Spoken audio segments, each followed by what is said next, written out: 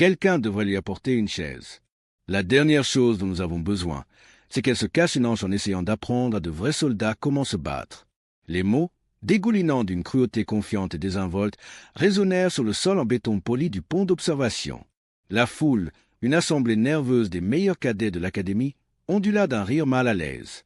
C'était le genre de rire qui cherchait la permission, un réflexe nerveux pour s'aligner sur l'autorité perçue dans la salle, qui dans ce cas était la voix tonitruante du sergent de première classe Evans. Il se tenait les mains sur les hanches, un sourire narquois permanent gravé sous sa coupe en brosse impeccable, l'image même de l'arrogance institutionnelle. Il était le gardien de ce test final. L'homme qui décidait qui était digne, et son regard était fixé sur la femme, se tenant calmement près de la console de commande centrale. Elle n'offrit aucune réaction, aucun tressaillement, aucune réplique défensive, aucun serrement de mâchoire. Son attention resta entièrement concentrée sur l'écran de diagnostic, ses doigts se déplaçant avec une économie fluide sur l'interface holographique, sa posture une étude de neutralité placide. Mais quand le colonel Davis, observant depuis le coin ombragé de la salle, vit la façon dont elle se tenait, non pas sur ses pieds, mais à travers une distribution subtile et parfaitement équilibrée du poids qui parlait d'un type différent d'ancrage, il ressentit un picotement froid de reconnaissance. Il ne vit pas une soldate brisée, mais une arme qui avait été reforgée. Si vous croyez que la vraie force se mesure non pas par ce qui est dit, mais par ce qui est fait, tapez compétent ci-dessous. La femme, Anna Sharma, était la nouvelle contractuelle civile amenée pour superviser les essais de certification finale dans le Creuset, l'installation de simulation de combat la plus avancée de l'Académie. Pour les cadets et pour le sergent Evans, elle était une anomalie, une perturbation indésirable de l'ordre établi. Elle n'était pas vieille, peut-être dans la mi-trentaine, mais portait un air de tranquillité qui semblait ancien. Son uniforme était un simple ensemble de treillis noirs sans ornement, dépourvu de grade ou d'insigne. La seule chose qui attirait l'œil était les coutures subtiles, presque imperceptibles, juste en dessous de ses genoux, où le tissu rencontrait la fibre de carbone noir mat de ses prothèses avancées. C'était la source de la dérision d'Evans, la preuve visible qu'il utilisait pour construire son argumentation sur son inadéquation. Il les voyait comme une marque d'échec, un signe qu'elle avait été brisée par la profession même qu'elle prétendait maintenant enseigner. Il continua son monologue, sa voix assez forte pour que tout le monde l'entende, une performance au bénéfice de ses étudiants. « Je veux dire, regardez-la. Avec tout le respect que je vous dois, madame, dit-il, le mot madame transformé en insulte. C'est le bout tranchant. Nous formons des combattants de guerre ici, pas des analystes de données. Ils ont besoin d'apprendre d'hommes qui ont été, qui l'ont fait, pas de quelqu'un qui, eh bien, n'a pas pu le supporter. » Le silence qui suivit était épais de jugement. Les cadets déplacèrent leur poids, leurs yeux naviguant entre le sergent bruyant et confiant et la femme silencieuse et concentrée. Ils étaient jeunes, influençables, enseignés à respecter la chaîne de commandement et une voix d'expérience. Evans était cette voix, une présence constante et fanfaronne sur les terrains d'entraînement. Sharma était une quantité inconnue, un fantôme dans la machine. Son silence était troublant. Il semblait moins comme de la faiblesse et plus comme une retenue délibérée et contrôlée. Tandis qu'Evans remplissait l'air de bruit, elle continuait son travail. Un carillon doux indiqua que le système était calibré. Elle tapota une séquence finale sur l'écran, ses mouvements précis, dépourvus de toute énergie gaspillée. Elle ne le regarda pas. Elle ne reconnut pas les cadets. Son univers entier était le problème tactique complexe qui attendait d'être déchaîné dans les murs numériques de l'arène en contrebas. Cette absence absolue d'engagement était en soi une réputation puissante. C'était une déclaration d'une confiance si profonde qu'elle n'avait besoin d'aucun mot. Elle communiquait que son opinion, ses insultes, sa présence même étaient des variables non pertinentes dans l'équation qu'elle résolvait actuellement. L'air crépitait d'une tension qui n'avait rien à voir avec la simulation imminente. C'était la tension d'une confrontation, une bataille de philosophie menée dans l'espace chargé entre une grande gueule et un esprit silencieux. Les cadets le sentaient, une compréhension instinctive qu'ils étaient sur le point d'assister à quelque chose de bien plus important qu'un exercice d'entraînement. Ils étaient sur le point de voir une vérité fondamentale mise à l'épreuve. L'insulte n'était pas un événement singulier, mais un barrage continu, un effort calculé du sergent Evans pour saper l'autorité de Sharma avant même que l'essai ne commence. Il voyait sa présence comme un affront personnel à sa propre expertise, un défi à la sagesse aguerrie sur le terrain dont il était si fier. « Vous voyez, cadet !» annonça-t-il, faisant les 100 pas devant la grande fenêtre d'observation qui donnait sur le vaste paysage urbain modulaire du sol de simulation. Le combat est une réalité physique. C'est une question de mémoire musculaire, d'endurance, de capacité à pousser votre corps au-delà de ses limites. C'est porter votre frère sur votre dos quand il est touché. C'est courir vers le son des armes à feu. À chaque phrase, il jetait un regard appuyé vers Sharma, vers la ligne immobile de ses jambes sous le pantalon tactique. Il peignait une image d'un guerrier et l'excluait délibérément. Les cadets, produits d'un système qui glorifiait les prouesses physiques, acquiesçaient. Ils avaient passé des années à transformer leur corps en armes et les mots d'Evans résonnaient avec toute leur expérience. Ils regardaient Sharma et voyaient, à travers son prisme biaisé, une administratrice, une technicienne. Ils voyaient les prothèses et leurs esprits remplissaient une histoire de faiblesse, d'une carrière écourtée, de quelqu'un relégué sur la touche. Ils ne pouvaient pas voir le fantôme d'un sac de 18 kilos sur ses épaules ou sentir le poids fantôme du fusil de sniper amélioré M210 qu'elle pouvait assembler et démonter en moins d'une minute dans l'obscurité totale. Ils ne voyaient que ce qui était absent, pas ce qui avait été forgé à sa place. Sharma, pendant ce temps, connectait son terminal de données personnelles au terminal de contrôle Opfor. La force d'opposition, l'ennemi simulé que les cadets affronteraient, était généralement géré par une IA rudimentaire ou un instructeur junior. C'était considéré comme un rôle trivial. Evans le lui avait assigné avec un geste dédaigneux de la main, un geste destiné à la remettre à sa place. Vous pouvez gérer les cibles d'ici, madame. Ça devrait être assez simple pour vous. Essayez juste de ne pas trébucher sur des câbles. Les cadets ricanèrent à nouveau. Sharma glissa simplement un manchon de refroidissement sur l'actionneur principal de sa prothèse gauche. Un geste de routine pour quiconque utilise des cybernétiques à haute performance. Mais pour les non-initiés, cela ressemblait à une procédure étrange, presque médicale, cimentant davantage leur perception d'elle comme fragile. Elle fléchit ses orteils en fibres de carbone. Les mécanismes internes émettant un bourdonnement à peine audible, un son qui était pour elle aussi naturel qu'un battement de cœur. Elle ne se tenait pas simplement debout. Elle interfaçait avec le sol, sentant les vibrations subtiles des conduits d'alimentation de l'installation. Son sens de l'environnement s'étendait au-delà des limites normales de la perception humaine. Le colonel voyait tout. Il voyait la confiance mal placée des cadets, l'arrogance criarde d'Evans et le calme profond et troublant de Sharma. Il avait lu son dossier, un document si lourdement caviardé que l'encre noire semblait l'emporter sur le papier blanc. Il savait ce qui allait arriver, et il restait dans son coin, un arbitre silencieux, laissant les événements se dérouler naturellement. Il comprenait que certaines leçons ne peuvent pas être enseignées en classe. Elles doivent être vues, elles doivent être ressenties, elles doivent être gagnées à travers le brisement d'hypothèses profondément ancrées. Les préparatifs finaux étaient terminés. Le cadet en tête de l'escouade, un jeune candidat officier prometteur nommé Miller, fit un pouce confiant au sergent Evans à travers la vitre. Evans tapa dans ses mains. « Très bien, tout le monde. Écoutez, l'escouade Alpha entre. Leur mission est un sauvetage d'otages. Cible de haute valeur, 3e étage, elle est. Règle d'engagement standard. Je m'attends à un nouveau record de l'installation aujourd'hui. Montrons à notre contractuel invité comment les professionnels font. » Il lança à Sharma un dernier sourire narquois condescendant. Les yeux de Sharma, qui n'avait jamais dévié de sa console, vacillèrent. Sur son écran, une seule icône clignotait. Contrôle Opfor. Engagé. Elle plaça ses mains sur les commandes et dans le silence assourdissant de sa concentration, le jeu commença. La simulation commença par une percée de manuel. L'escouade Alpha, dirigée par le cadet Miller, se déplaça avec la grâce agressive et synchronisée qu'Evans leur avait inculquée pendant des mois. Ils firent exploser la porte du complexe d'appartements simulés et s'engouffrèrent à l'intérieur. Une unité de 6 hommes se déplaçant comme un seul. Dans la salle d'observation, Evans narrait leurs actions avec une fierté paternelle. « Vous voyez ça?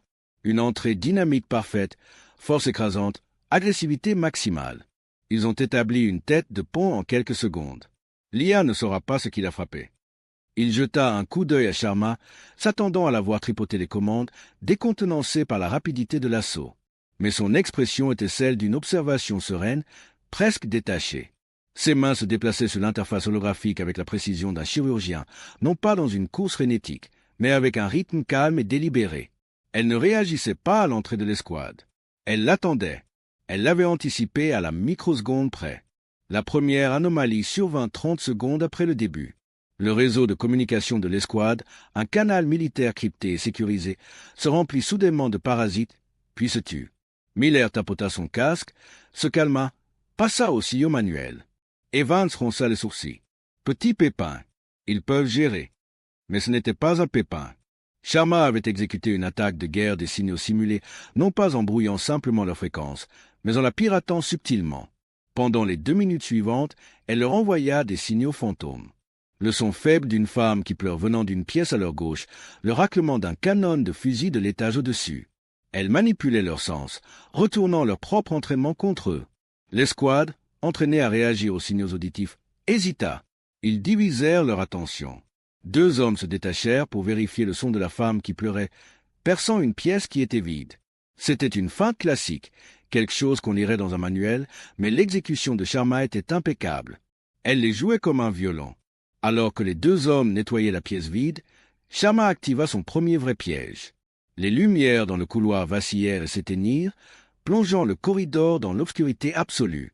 Les lunettes de vision nocturne de l'escouade s'allumèrent, baignant le monde dans une lueur verte inquiétante. Mais Sharma avait anticipé cela aussi. Elle déclencha une série de stroboscopes infrarouges dissimulés, calibrés à la fréquence exacte de leur NVG. Pour les cadets, le monde devint une pulsation aveuglante et désorientante de lumière blanche. Ils étaient effectivement aveugles. La panique commença à s'installer. Leur assaut parfait et chorégraphié s'était dissous dans le chaos. Dans la salle d'observation, le regard suffisant sur le visage d'Evans s'était évaporé, remplacé par une confusion bouche bée. « Qu'est-ce que c'est que ça? Qu'est-ce qu'elle fait » marmonna-t-il, fixant l'affichage tactique qui montrait les icônes de l'escouade figées dans le désarroi. Le visage de Sharma était illuminé par la douce lumière bleue de sa console. Une goutte de sueur coula sur la tempe d'Evans. Le silence dans la salle était maintenant lourd, accusateur. Les cadets regardaient, leur rire nerveux depuis longtemps oublié, remplacé par un sentiment croissant de respect et de terreur. Ils ne regardaient pas un simple exercice d'entraînement. Ils regardaient un prédateur démanteler sa proie avec une efficacité glaçante. Sharma n'avait déployé aucun combattant ennemi virtuel. Elle n'en avait pas eu besoin. Elle avait transformé l'environnement lui-même en arme. Elle avait armé l'obscurité, le son et leurs propres attentes. L'escouade était vaincue et n'avait même pas tiré un coup de feu. La séquence finale était un cours magistral de guerre psychologique.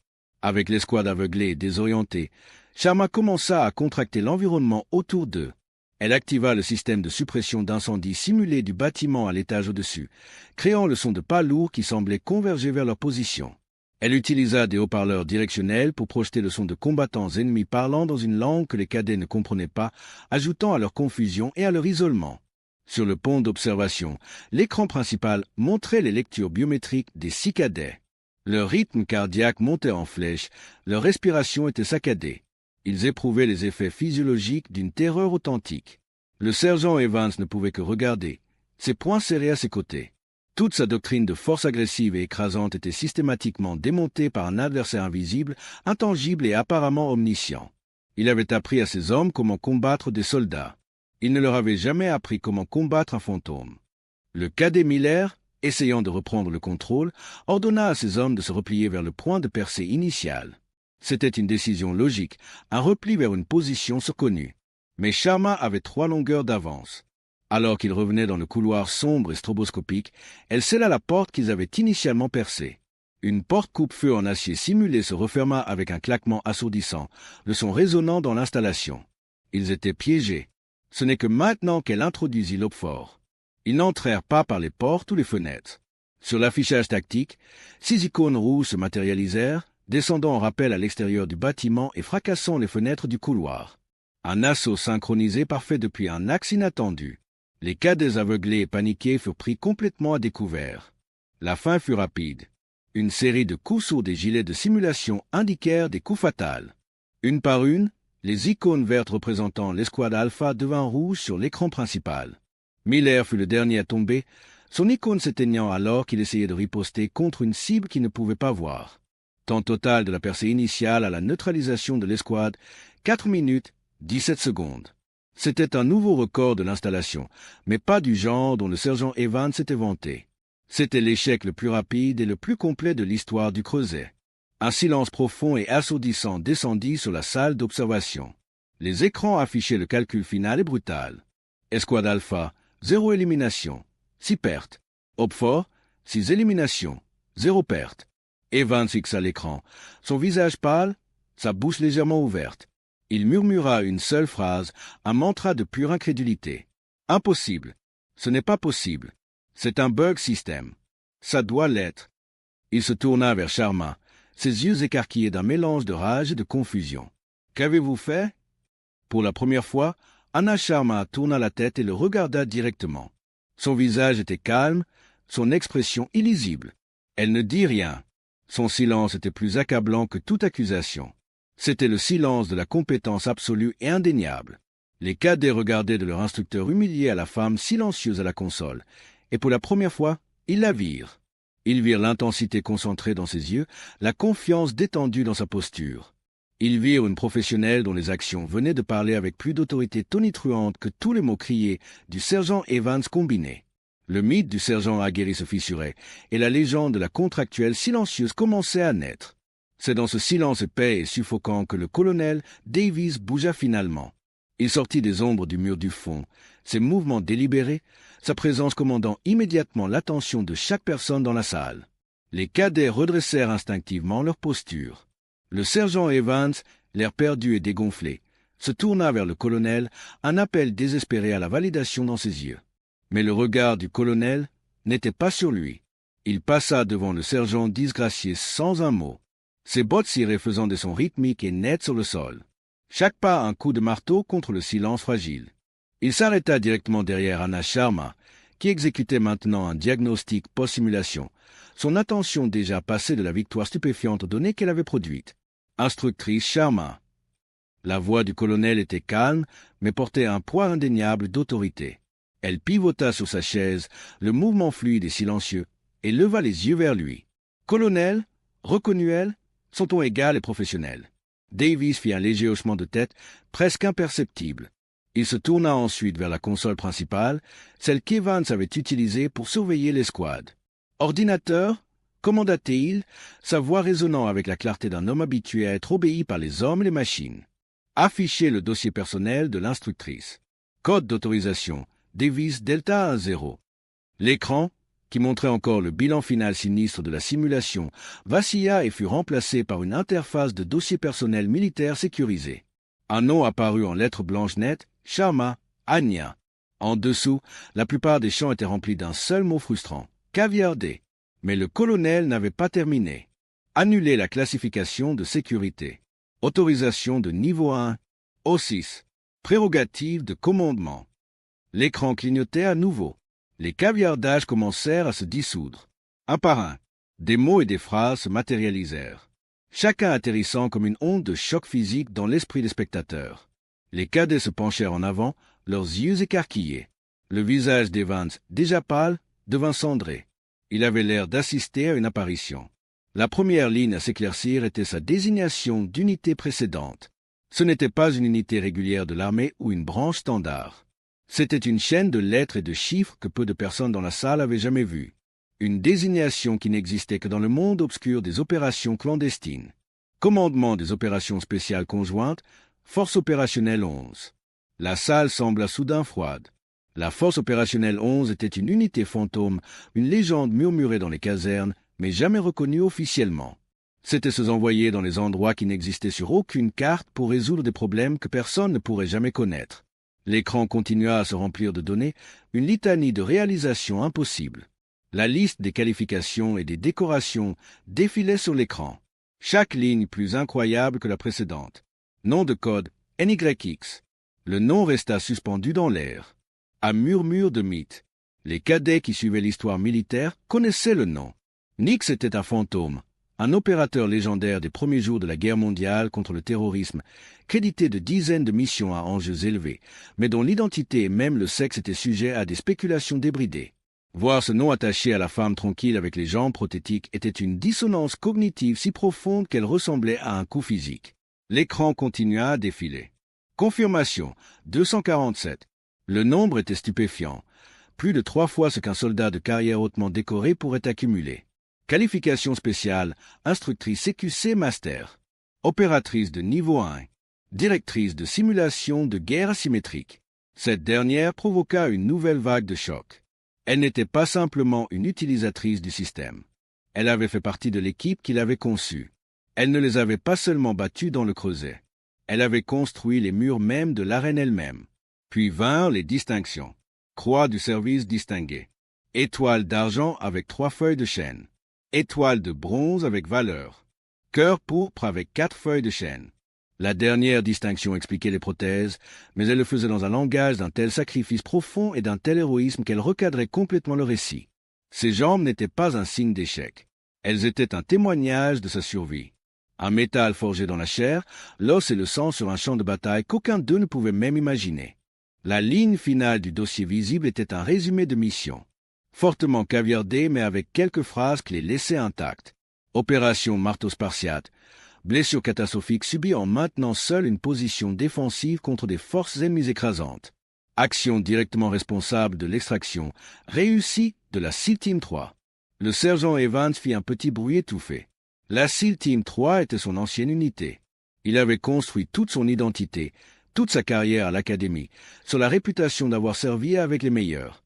La révélation que cette femme, celle qu'il avait ouvertement moquée, avait sauvé des hommes de sa propre tribu, peut-être même des hommes qu'il connaissait, était un coup dont son ego ne se remettrait jamais. C'était la forme ultime, la plus personnelle de justification. Le colonel Davis laissa l'information flotter dans l'air pendant une minute complète, permettant à son poids de se déposer et d'écraser l'ignorance qui avait rempli la salle quelques instants auparavant. Il tourna ensuite le dos à l'écran et fit face à Sharma, qui s'était maintenant levé de sa chaise pour se tenir devant lui. Il n'offrit pas de poignée de main ou de mots de remerciement désinvoltes. Il fit ce que les soldats font en présence d'une grandeur indéniable. Il redressa son corps dans la posture formelle rigide de l'attention et rendit un salut. Ce n'était pas le geste perfectoire qu'un officier donne à un subordonné. C'était le salut vif, net et profondément respectueux qu'un guerrier donne à une légende. « Instructrice Sharma », dit-il, sa voix maintenant dépourvue de toute ambiguïté, remplie d'un respect de fer. « Mes sincères excuses pour le manque de courtoisie professionnelle de mon sergent. Cela ne se reproduira plus. » Le message était clair. Ce n'était pas seulement à propos d'Evans. C'était une leçon pour tout le monde. Les suppositions tuent. Le respect se mérite. Et la personne la plus dangereuse dans la salle est souvent celle que vous voyez le moins. Le salut du colonel sembla briser un sort. Les cadets, qui avaient été figés dans un silence stupéfait, recommencèrent à respirer. Un murmure bas balaya leur rang. Un mélange de respect, de honte et de pure incrédulité. L'histoire de ce qui s'est passé sur le pont d'observation du Creuset se répandit à travers l'académie avec la vitesse d'un feu de forêt numérique. Elle fut racontée et racontée dans les casernes, aux messes, sur les canaux de chasse sécurisés. Chaque récit ajoutait une nouvelle couche de mythe, un nouveau détail à la légende naissante d'Anianik Sharma. Le récit de l'humiliation publique du sergent Evans devint une fable d'avertissement, un rappel brutal des dangers de l'orgueil. Le nom Nix n'était plus seulement un indicatif d'appel d'un livre d'histoire. C'était une présence vivante sur leur campus, une incarnation marchante et parlante de l'éthique professionnelle silencieuse à laquelle ils étaient tous censés aspirer. La simulation elle-même fut immédiatement rebaptisée dans le lexique non officiel de l'Académie. Ce n'était plus le Creuset, c'était maintenant le gantelet de Sharma. Échouer au gantelet était attendu. Survivre plus de 5 minutes était considéré comme une marque de distinction. Le focus de l'entraînement commença à changer. Il ne s'agissait plus seulement d'enfoncer des portes et de surpasser l'ennemi au tir. Il s'agissait de penser, de s'adapter et d'anticiper. Il s'agissait de comprendre que le véritable champ de bataille est l'esprit humain. Le sergent Evans fut formellement réprimandé par le colonel Davis lors d'une réunion à huis clos qui fut décrite comme courte, brutale et déterminante pour sa carrière. Evans émergea du bureau du colonel, un homme changé. La fanfaronnade avait disparu, l'arrogance dépouillée, laissant derrière un soldat évidé mais humilié. Pendant une semaine, il fut un fantôme, évitant les cadets et les autres instructeurs. Puis un après-midi, il chercha Sharma. Il la trouva non pas dans la salle de contrôle, mais dans la bibliothèque de l'académie, étudiant des textes militaires anciens. Il se tint devant elle, sa posture raide, son regard fixé sur un point du mur derrière sa tête. Il ne pouvait se résoudre à croiser son regard. « Madame, commença-t-il, sa voix basse et rauque. J'avais tort. Ce que j'ai dit, il n'y a aucune excuse. » Il s'arrêta, avalant difficilement. J'ai vérifié les journaux de l'opération Marteau Spartiate. Je connaissais 2 des hommes de cette équipe. Ils m'ont dit qu'ils devaient leur vie à un ange gardien en surveillance. Ils n'ont jamais su qui c'était. Il la regarda finalement, ses yeux remplis d'une compréhension profonde et douloureuse. C'était vous. Sharma leva les yeux de son livre, son expression neutre. Elle hocha simplement la tête. Evans prit une profonde inspiration. Permission d'assister à votre prochain débriefing, madame. J'ai besoin d'apprendre ce que vous avez fait à mon escouade. J'ai besoin de comprendre. Ce n'était pas seulement des excuses. C'était une concession. C'était une admission que sa façon n'était pas la seule façon, et peut-être même pas la meilleure façon. Il demandait à devenir son élève. Anya Sharma ferma son livre doucement. Sa réponse fut aussi minimaliste et efficace que ses tactiques de combat. Permission accordée, sergent. Le changement chez le sergent Evans fut peut-être l'effet d'entraînement le plus visible de l'incident. Il devint l'avocat le plus improbable et le plus fervent de Sharma. Il serait le premier à arriver à ses débriefings et le dernier à partir, griffonnant des notes, posant des questions pointues et perspicaces. Il commença à intégrer ses philosophies dans ses propres régimes d'entraînement physique, forçant ses cadets à effectuer des exercices les yeux bandés, à apprendre à naviguer par le son et le toucher, à penser de manière non linéaire. Il ne parla plus jamais de ses commentaires initiaux, mais ses actions étaient une forme de pénitence publique continue. Il traitait Sharma avec un niveau de déférence et de respect qui confinait à la révérence. Et ce faisant, il modélisait le comportement correct pour tout le corps étudiant. Il avait appris la leçon la plus dure de sa carrière, que la vraie force respecte la vraie force, quel que soit le vaisseau qu'elle habite. Sharma, pour sa part, semblait complètement insensible à sa nouvelle célébrité. Elle déviait les éloges et fuyait les projecteurs. Son attention restait entièrement sur la mission, rendre ses futurs officiers meilleurs, plus intelligents et plus adaptables que leurs ennemis. Elle était souvent trouvée dans les coins tranquilles de l'académie, non pas à donner des conférences, mais à encadrer. Elle porta un intérêt particulier à une jeune cadette qui était physiquement forte, mais manquait de confiance tactique. Sharma ne lui fit pas de discours. Elle lui montra. Elle l'emmenait dans le gantelet vide et la guidait à travers la simulation, pointant les angles, les lignes de vue et les entonnoirs fatals. Elle lui enseigna comment utiliser le silence comme une arme, comment voir le champ de bataille non pas comme un espace physique, mais comme un système de possibilités interconnectées. Son enseignement était comme son style de combat, précis, silencieux et d'une efficacité dévastatrice. Quelques semaines après l'incident, un nouvel élément apparut sur le tableau d'affichage principal du centre des opérations tactiques. Épinglé proprement au centre du tableau se trouvait l'impression officielle du score final de la course désastreuse de l'escouade Alpha dans le gantelet. Il montrait l'heure, la date et le score brutal et déséquilibré. Il n'y avait aucun nom attaché, aucune explication. Aucune n'était nécessaire. C'était un monument silencieux, un symbole noir et blanc d'un changement de paradigme. Chaque cadet et instructeur qui passait devant comprenait sa signification. C'était un rappel que le système d'armes le plus meurtrier est les 3 livres de matière grise entre vos oreilles. C'était un hommage aux professionnels silencieux. Et c'était un avertissement de ne jamais juger un livre par sa couverture, surtout quand cette couverture est faite de fibres de carbone et d'acier forgé. La légende de Nix était maintenant un fait institutionnel, une pièce centrale de l'identité de l'Académie. L'histoire de sa compétence silencieuse avait remplacé le bruit de l'ignorance bruyante d'Evans, et toute la culture de l'endroit avait commencé à changer pour le mieux. Les mois se fondirent en une année, et l'héritage de cet après-midi unique sur le pont d'observation devint tissé dans le tissu même de l'Académie. Le programme fut formellement réécrit. Le gantelet de Sharma devint l'exercice final pour tous les officiers diplômés, et un nouveau cours obligatoire fut introduit, guerre asymétrique et dominance cognitive, conçu et enseigné par Sharma elle-même avec un sergent Evans étonnamment efficace servant d'instructeur assistant principal. Les cadets qui passèrent par leur formation étaient d'une race différente. Ils étaient plus silencieux, plus réfléchis, moins enclins à la bravade. On leur enseignait à voir le champ de bataille comme un échiquier, à valoriser l'intellect autant que l'agression, et à respecter la menace invisible par-dessus tout. L'histoire d'Anna Sharma et du sergent Evans devint une pièce fondamentale du folklore. Un conte raconté à chaque nouvelle classe lors de leur premier jour.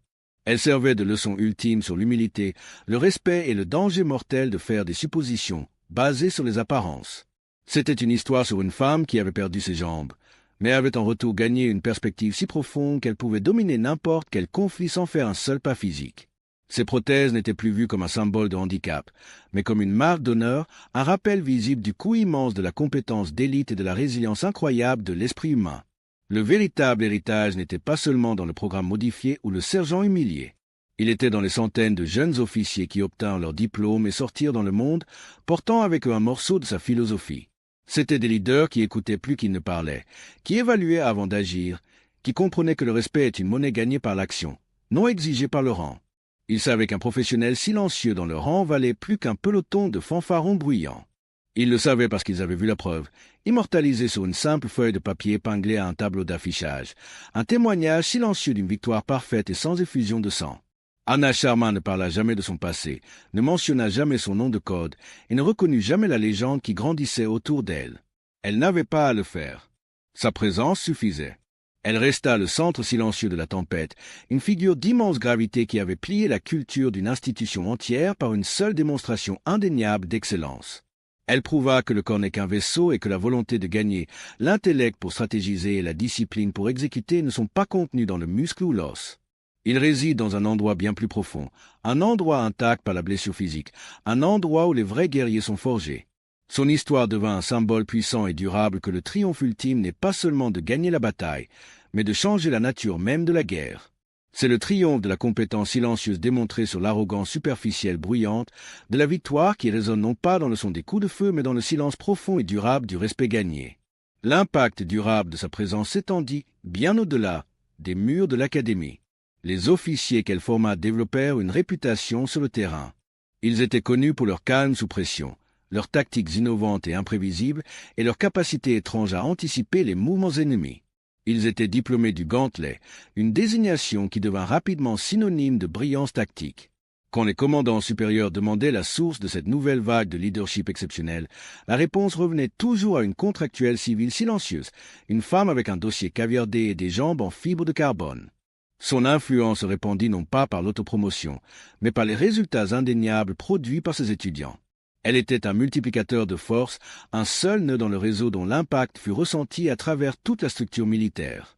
Des années plus tard, le colonel Davis, maintenant général, l'utiliserait souvent comme exemple lors du mentorat de hauts responsables. Il parlait d'un jour où il avait regardé une tacticienne mettre démonter une escouade de cadets hautement entraînés en n'utilisant rien d'autre qu'une console et une compréhension profonde de la psychologie humaine. Il décrivait l'arrogance du sergent Evans et le silence profond et bouleversant qui suivit la défaite de l'escouade. L'histoire était un rappel aux dirigeants des forces armées que leurs plus grands atouts n'étaient pas toujours les plus évidents. C'était une leçon que le talent et l'expertise viennent sous toutes les formes et que le préjugé est une responsabilité stratégique du plus haut ordre. Le thème central de sa victoire devint un principe directeur. Le véritable héritage n'est pas ce que vous laissez derrière dans un livre de records ou une citation. C'est ce qui continue en avant dans les gens que vous avez formés. L'héritage d'Anna Sharma était une chose vivante et respirante, présente dans chaque feinte intelligente qu'un jeune lieutenant utilisait pour déjouer un insurgé, dans chaque décision calme qu'un capitaine prenait sous le feu, dans chaque sous-officier qui corrigeait le préjugé d'un subordonné d'une main silencieuse mais ferme.